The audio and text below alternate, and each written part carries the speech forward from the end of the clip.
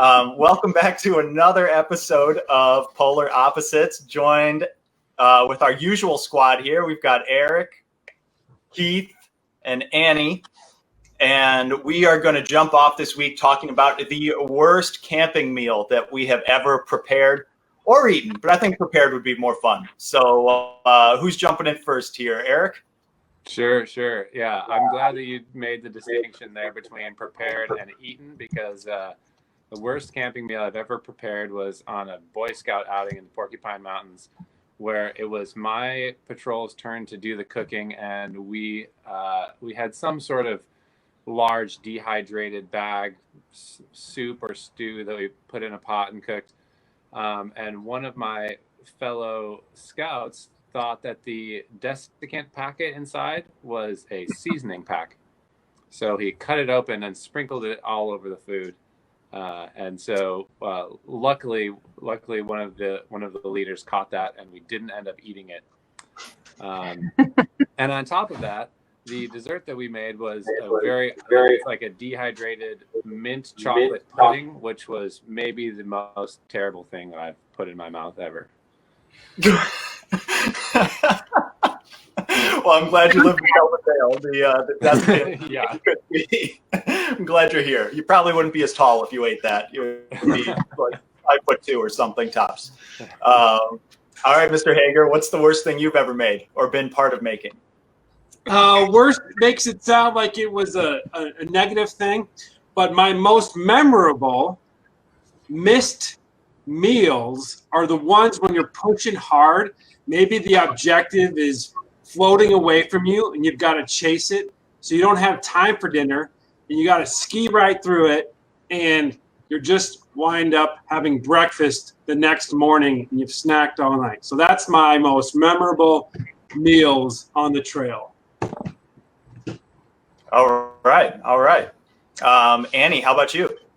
I made a really terrible appetizer once. It was fondue, which I normally like and am normally pretty good at. But in this fondue, I really don't know what happened. But after we made the fondue, which was super stinky because fondue is, we discovered both a carabiner and a clothespin in the fondue. We had been using the carabiner for, near the stove for something. And it was just such a funny time because we were celebrating a successful expedition. So we had also had a few drinks along the way, and here we were eating our fondue, and then all of a sudden we fished out a carabiner and then a clothespin. It was pretty funny. Nice. That makes me think of like the king cake in New Orleans or something. That's how we spin it too. Nice. What about you, CP? Well, the rankest thing I've ever eaten, I didn't prepare it, was cheese shark, the Icelandic delicacy of basically just putrefied, rotten shark, Greenlandic shark. There's a tiny little Tupperware thing, and the guy who brought it just cracked it open a little bit, and immediately it's like the entire tent reeks of an entire fish market or something. But the worst thing I prepared tasted okay to me, but it was a group of like 18 kids or something, and we were just doing hamburgers, wrapped right on the fries. And about 2 hours later, I felt like I was a platoon leader or something, seeing all my guys go down because kids are just left and right all around me. I'm thinking, what have I done? So that was pretty memorable. I didn't feel I felt fine, but I didn't feel good, if you know what I mean. Yeah. So that leads us into our debate topic for this week, and we are talking about different types of camp fuels. And we've all used a lot of camp fuels in our day. We're partial to some more than others, and these guys do not know what they are going to be discussing. You may have heard my phone just beep right now. That is our Wizard of Papu giving me the assignments for who's talking about what. So Eric, you're up first, and you are talking about isobutane. Go for it. Oh, yeah. All right. This is a pretty heavily debated topic in the outdoor community, the difference, the efficiency and effectiveness of different fuels. And personally, I think that isobutane is the most versatile for the vast majority of any outing that you're going to go on in the outdoors, where you're not at your car. So anything overnight where you're backpacking or where you're canoeing or sea kayaking, whatever it is, just because it's so simple. It's really easy to operate. It's super lightweight. And most of the time you don't have to boil a ton of water. If you're going backpacking or camping, you're just boiling, a little bit of water a day for your meals, maybe some coffee in the morning. And as long as you don't have to melt snow for water, having a super small, ultra light canister stove is about as easy as it gets. And that also brings me up to the safety of it. Not only is it really easy to use, kind of plug and play, screw it into the stove, light it, and you're cooking. But also a lot of the systems like a Jetboil or the MSR system, have it so that you're not really coming into contact with any open flame. So it's a lot safer to be around. You don't have to worry about burning things as easily or having flare-ups like you would with a liquid fuel stove. And so for those reasons, I'm thinking that isobutane is the clear winner. The clear winner. Okay. You made some good points about versatility. Let's see what Annie has to say about. Annie, you are doing white gas. White gas. So liquid fuel, white gas.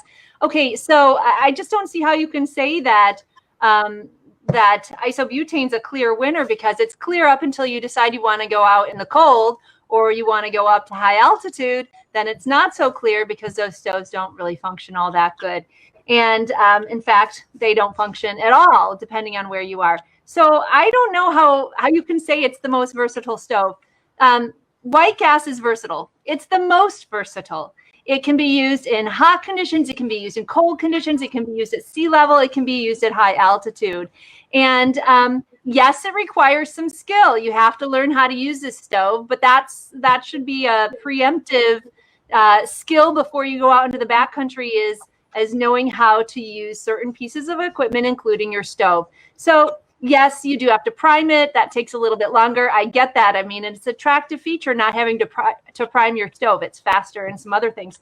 That said, priming it is a very little inconvenience for what it can give back to you. I also want to point out that the fuel cans are so much easier to have after the expedition. You don't end up with all these canisters that you have to carry, multiple canisters. It's so in my mind, white gas is irrefutably the way to go. Okay, some good points there. Now, Mr. Heger, who apparently never makes a mistake when he's cooking for people in the outdoors, what fuel do you like to use when you're making all these perfect meals that never go wrong? I've been there with instant rice and salt and pepper and vinegar, and that's what you got to put in the pot and serve that up to 4 people. So that's a good story. Propane is my choice, because I find myself cooking on propane really more than any other stove when I'm in the backcountry or side country. I think propane is versatile. You can get it in those small, my guys call them hamsters, those green little cans, which are recyclable if you take certain stuff, all the way up to the 20-gallon one that I can use in the backyard with. If you remember from earlier, we did a stove topic about what the best stove was or what you're using, and I'm using that 24-inch griddle, cast iron griddle, to make some of the best pancakes, and you won't miss a dinner on that one. So my vote is for propane, because I like how versatile it covers the entire range. You can add layers to it. You can have the griddle going and the 2-burner stove and the light with certain accessories. Hey Keith, how did that propane stove work for you on your last winter camping trip? So if you are using isobutane, there are some tricks, and using your hot water bottle from the night before to place your isobutane canister in helps it perform better in those cold conditions. So that's just a shout out to Eric over there to give him a little love. But if I'm going cold, I'm going white gas.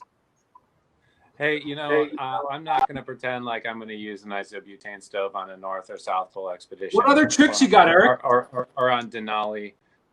But I also like to recreate in places that aren't the North Pole. I enjoy doing lots of other things in warm climates, and I've used an isobutane stove on Rainier up to above 10,000 feet, and it worked great, even melting water. And the amount of fuel that we had to carry was significantly lighter than what we would have to carry if we were using white gas. But you were wishing you had propane. 24-inch griddle, 14,000 feet on Rainier. I'm also not going to pretend like I'm using an isobutane stove on a car camping trip. I have a propane stove that I would bring for that, which is fantastic, but you can't carry that thing anywhere. And even down to 15 degrees, which is about as cold as most people's outings are going to get, those isobutane canisters function just fine with a little bit of care. Tell me this, at Christmas time or the holidays in general, do you decorate your yard with all your empty isobutane canisters? Oh, no, I knew that was going to come up. I do recycle them, actually. And tell us how you recycle them.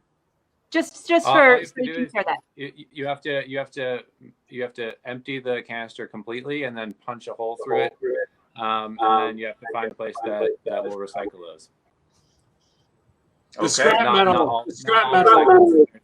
Will recycle them, but for the benefits, I think it's worth it. And I know that some of you use isobutane, and I'm sure that all of you, being environmentally conscious people that you are, will also take the time to recycle those canisters as well. Yeah, I've always thought that there's a lot of outdoor people. I'm sure that the smart outdoor communities, like there are near your home, Eric, and probably around my house too, that they would collect those and offer that as a service to people. But it's surprisingly not easy to recycle those for people, for outdoor enthusiasts who are by nature pretty good with recycling. Those canisters are surprisingly difficult to get rid of.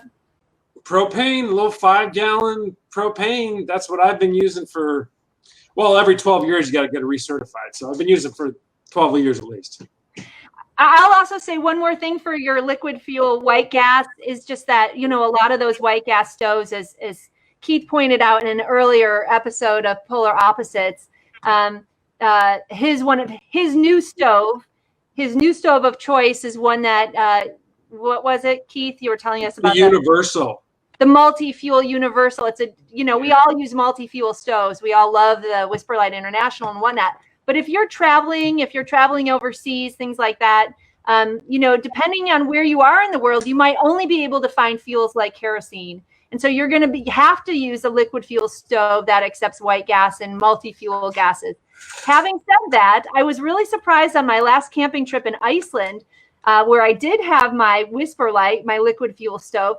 I was surprised at how difficult it was to find white gas. And the propane and the isobutane canisters were in every gas station, but I couldn't find white gas, and I was shocked because I was expecting it to be the other way around. But then again, a lot of places has a huge influx of tourism with people who are interested in the outdoors but aren't really interested in learning the next level skills that include things like using liquid fuel white gas stoves. Good point about availability. As of yet, you cannot carry white gas onto an airplane. That may change, but as of yet, that is the case. I can't imagine it's going to change. I hope it never changes. We'll let you know if it changes. Our fingers on the pulse. All right, guys, do you have a final tip or final argument to make in 15 seconds or less? Try my pancakes. I'll start off. I think it's pretty clear that isobutane is not perfect. And especially in some of the more extreme climates. But my main point is that for the vast majority of overnight outings that people go in that are not extreme and not car-based, that it is the most efficient and I'm going to cut you off there, Eric. That is 15 seconds. I have something to say. Okay, go for it, Annie. I've traveled with Keith before, and I know how he can serve the reason that he can serve his rice with what was it, Keith? Limes and sugar, and salt vinegar, and whatever was left in the spice. Vinegar and salt and pepper is because he's dragging those people around for like 24 hours without eating. Then he can feed them whenever he wants, and they'll love it. That's Okay. You got anything to say besides pancakes, Hager? You got 10 seconds. Let me think about that. No. Hager, for your tip on isobutane and your brevity right now, you are going to take the win this week. Oh, yes. What? My first one. First one. Good points by all, but Hager, you stuck to the point and you kept it brief. I'm good. Thank you. Go ahead. He's got nothing to say about in his 15-minute winner circle. That's right. What would 15 you like minutes. to say? No one needs to hear me for 15 minutes. 15 seconds. You can say whatever you want. Oh, I hope everyone has a great weekend. Get out there, recreate, hug your loved ones, and come see us at PolarExplorers.com and our YouTube channel. Subscribe. Thank you. Thanks everybody. Guys. Thanks for tuning in. We'll see you next time. Thanks, everyone. Bye. Bye.